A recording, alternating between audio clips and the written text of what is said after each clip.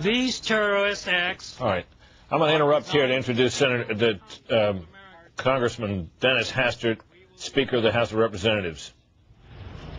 That we're a part of this great tragedy that happened in this country today. Our prayers and thoughts and words of consolation goes out to all those who have suffered. But one thing that happens here in this place is when American suffers and when people perpetrate acts against this country, we as a Congress and as a government stand united, and we stand together.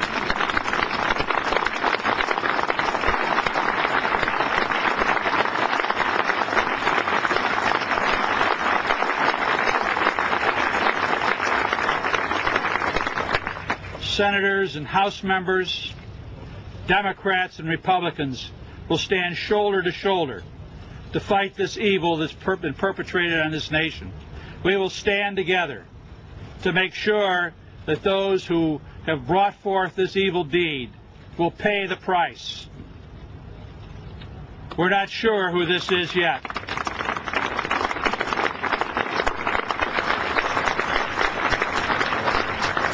But we have our suspicions. And when that is justified and when those suspicions are justified, we will act. We will stand with the President, we will stand with this government, and we will stand as Americans together through this time. Thank you.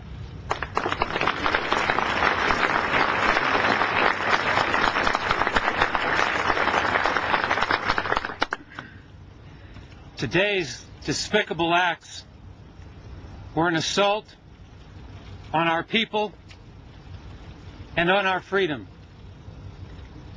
As the representatives of the people, we are here to declare that our resolve has not been weakened by these horrific and cowardly acts.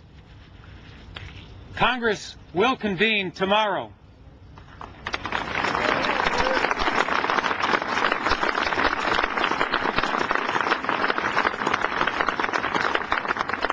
And we will speak with one voice to condemn these attacks, to comfort the victims and their families, to commit our full support to the effort to bring those responsible to justice. We, Republicans and Democrats, House and Senate, stand strongly united behind the President and will work together to ensure that the full resources of the government are brought to bear in these efforts. Our heartfelt thoughts and our fervent prayers are with the injured and the families of those who have been lost.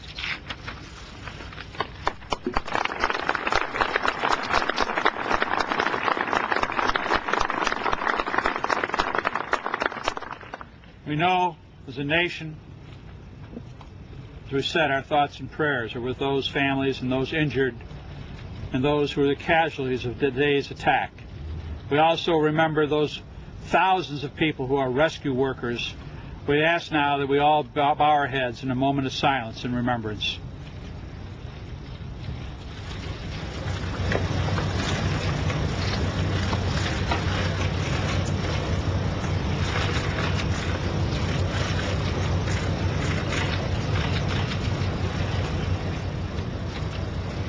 Thank you.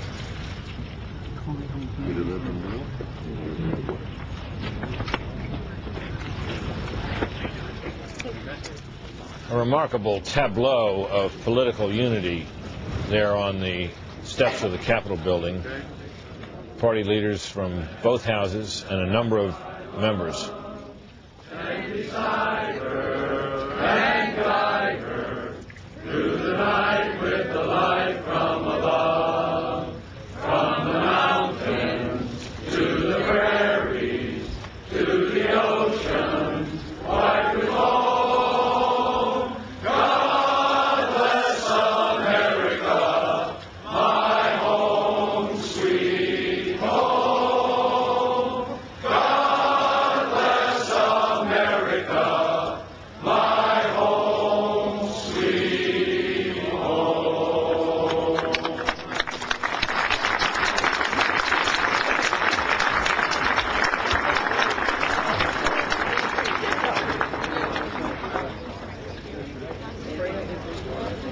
see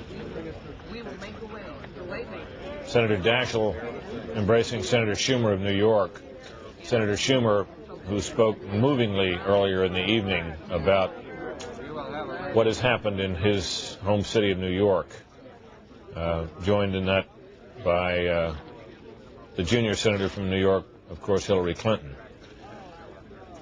If someone had told me 2 days ago, in the midst of the political struggle on Capitol Hill and down at the other end of Pennsylvania Avenue over the budget and taxes and Social Security, with a congressional election coming up in the year ahead, that the leaders of the House and Senate, joined by many of their members from both parties, would stand on the steps of the Capitol together to declare their unity and sing God Bless America spontaneously, I would have not thought that that was a likely event. It was something to see, an unusual spectacle indeed, brought about by events that no one could have foretold and, of course, that no one would ever have wanted.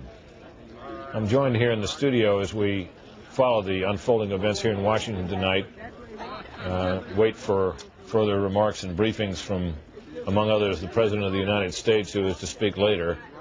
And with fire still burning at the Pentagon, I'm joined here by our senior White House correspondent, Jim Angle. There you see a shot from the distance showing the roof of the Pentagon and where flames are still burning. Of course, as we know, these planes, in each case, and particularly the one that hit the Pentagon, had just taken off from Dulles Airport, which is only about 20 miles, 25 miles from Washington, which meant that it was headed for the West Coast, which meant that the fuel supply aboard that plane would have been almost full.